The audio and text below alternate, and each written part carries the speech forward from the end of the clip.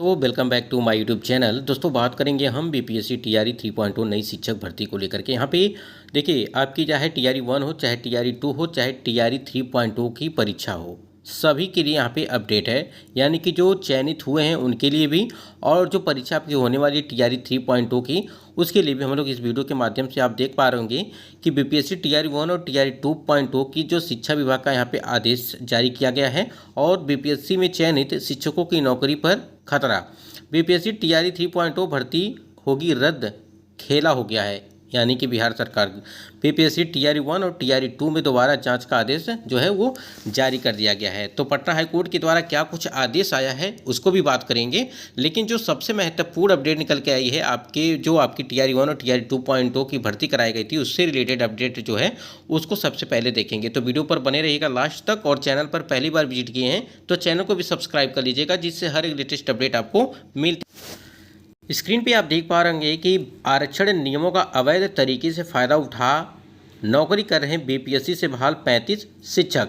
अब यहाँ पे देखिए तलवार लटकने वाली है 35 शिक्षकों पर, इसको ध्यान दीजिएगा। आप यहाँ पे देख पा रहे होंगे कि देखिए क्या कुछ मामला है। विभाग गुप्त रूप से कर रहा है जांच। यानी कि जो आपकी भर्ती हुई है टीआरई 1, ठीक है, बीपीएससी टीआरई 1 की भर्ती और टीआरई 2.0 की भर्ती, संख्या और बढ़ने की संभावना है। दोषी शिक्षकों को जांच की भनक तक नहीं है।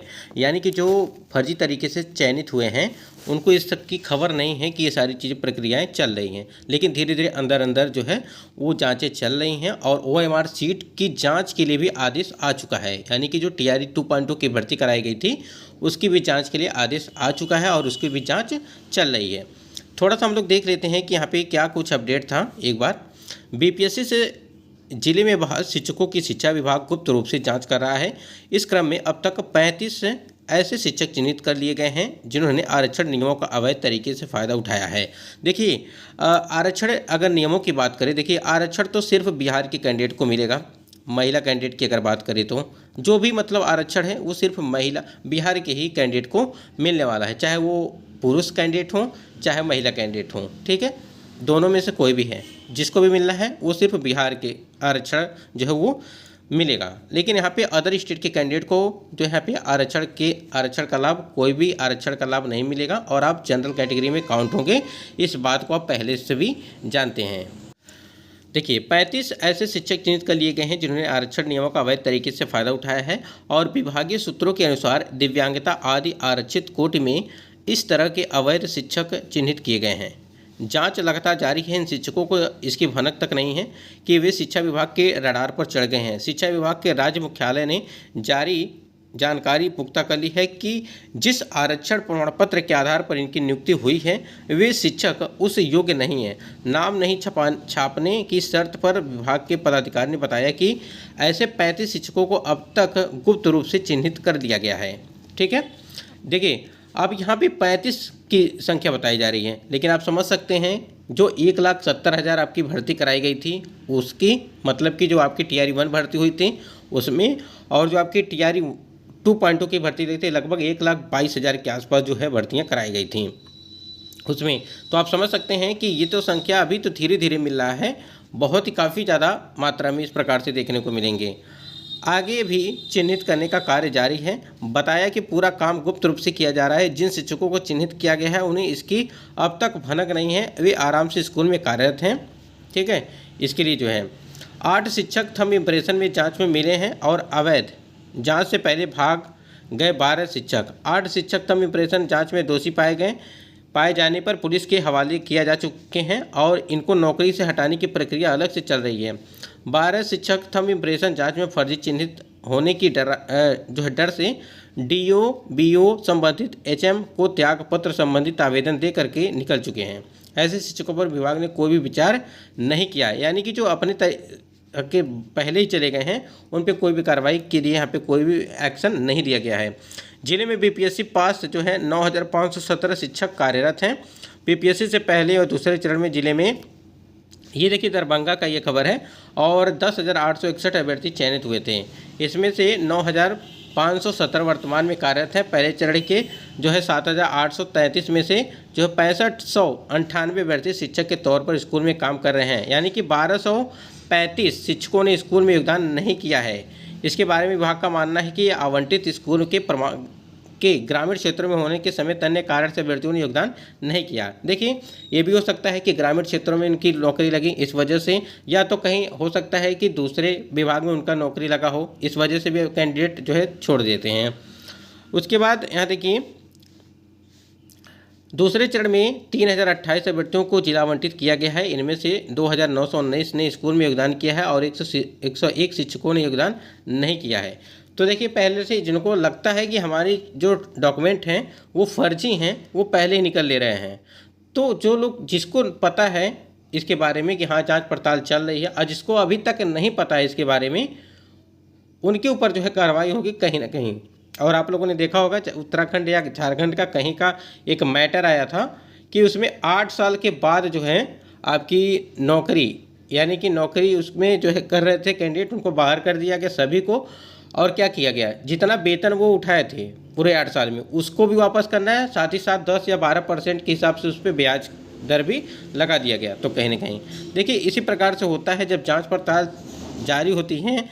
अगर आप गलत तरीके से हुए हैं तो आपके ऊपर इसी प्रकार से जो है कार्रवाई भी हो सकती है। तो ये देखिए, यहाँ पे ये आरक्षण को लेकर के, तो जितने भी कैंडिडेट बीपीएससी टीआरई 1 और टीआरई 2.0 में से चयनित हैं, उनके लिए देखिए काफ़ी खतरा है, जो भी फर्जी तरीके से हुए होंगे। तो विभाग यानी कि शिक्षा विभाग पूरी तरह से एक्टिव है इसको लेकर के। अगर यही प्रक्रिया, देखिए गलती भी यहाँ पे शिक्षा विभाग की थोड़ी है कि मतलब अगर ये सब प्रक्रिया पहले यानी डॉक्यूमेंट वेरिफिकेशन के टाइम पे सारी चीज़ें होती, तो कहीं ना कहीं जो भी कैंडिडेट 1 या 2 नंबर से रुके हुए थे उनका सिलेक्शन तो हो ही जाता पक्का। लेकिन यहाँ पे एक तरह से लापरवाही समझी जाएगी, चाहे शिक्षा विभाग हो चाहे बीपीएससी आयोग है, यानी कि जब वेरिफिकेशन कराया जा रहा था तब की बात हम कर रहे हैं। अब देखिए, यहाँ पे कंप्यूटर शिक्षकों की डिग्रियों की जांच कर रहा है शिक्षा विभाग।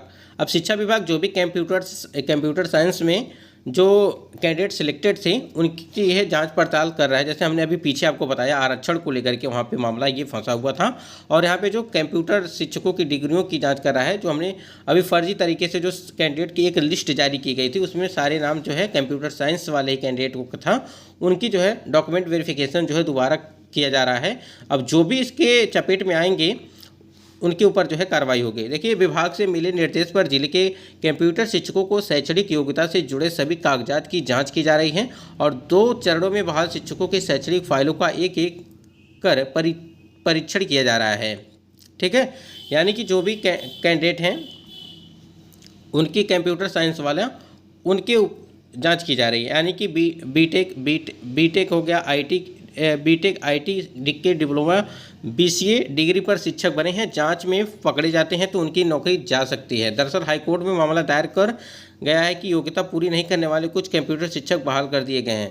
तो देखिए, पटना हाईकोर्ट का ये आदेश है, और अब मतलब कि कोई बच नहीं सकता है इसको, अगर आप ध्यानपूर्वक समझेंगे बात को। तो जो भी कैंडिडेट है, और ये बात हमने पहले भी आपको बताया है कि देखिए, आप टीआरई 3.0 में अगर सम्मिलित हो रहे हैं तो आप अपना जो है डॉक्यूमेंट सारे जांच कर लीजिए कि आपके सही हैं या नहीं सही हैं। पता चले कि चयनित होने के बाद आप इस प्रकार से लगे कि हाँ ये चीज़ें हमारा गलत है, तो कहीं ना कहीं आप बाहर होंगे और आपको काफ़ी मतलब निराशा जो है यहाँ पे लगेगा हाथ। तो इस प्रकार से जो है सभी चीज़ें आपके पास कंप्लीट होनी चाहिए। अगर हम तीसरे चरण की शिक्षक भर्ती की बात करें तो देखिए, हाईकोर्ट ने जून में होने वाली तीसरे चरण की शिक्षक भर्ती पर लगाई रोक, यहाँ पे स्टे लगा दिया है। अब इसमें 2 चीज़ आ रहा है, क्या परीक्षा होगी यानी कि भर्ती कंप्लीट कराई जाएगी, या भर्ती को ही रद्द कर दिया जाएगा, दोनों चीज़ें आ रही हैं। देखिए, अभी तो चुनाव है, अभी तो चलेगा ही कि हाँ भर्ती प्रक्रिया होगी, इस पर रोक लगाई गई है, ये सारी चीज़ें चलेंगी। लेकिन बाद में क्या होगा कि हो सकता है कि इसको रद्द करके आपकी टीआरई 4.0 की भर्ती को ले दिया जाए, यानी कि टीआरई 3.0 की भर्ती इसको कैंसिल करके आपकी जो 87,774 जितने जो पद दिए गए हैं, इसको हो सकता है कि टीआरई 4.0 की भर्ती में ऐड कर दिया जाए। तो आप समझ सकते हैं कि 1 लाख से अधिक, लगभग 1,20,000 या 30,000 के आसपास जो है आपके पूरी वैकेंसी आएगी, यानी कि टीआरई 4.0 में। अगर टीआरई 3.0 की भर्ती नहीं होती है तब, क्योंकि ये जल्दबाजी में लिया गया, क्योंकि सप्लीमेंट्री रिजल्ट तो देना नहीं था टीआरई 2.0 का, इस वजह से इसको भर्ती को लाया गया था। तो देखिए, रद्द होने के कई सारे चीज़ें हैं, एक तो आपका चुनाव चल रहा है, इसके वजह से जो है अभी इस बात को कोई भी जिक्र नहीं करेगा, बस हाँ पर जो है आपकी परीक्षाओं की इस पर स्टे लगा हुआ है कि परीक्षाएं होंगी, भर्ती होंगी।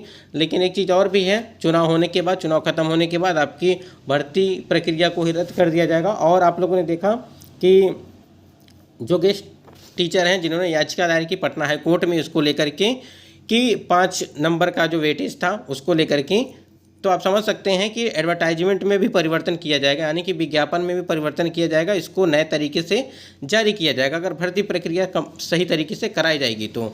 और आपका जो पोर्टल रीओपन होने की पूरी संभावनाएं बन रही हैं कि हाँ पोर्टल भी ओपन हो सकता है अगर भर्ती कराई जाएगी तब।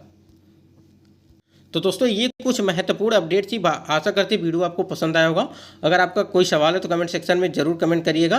दोस्तों आज की वीडियो में बस इतना ही, मिलते हैं नेक्स्ट वीडियो में, तब तक के लिए जय हिंद।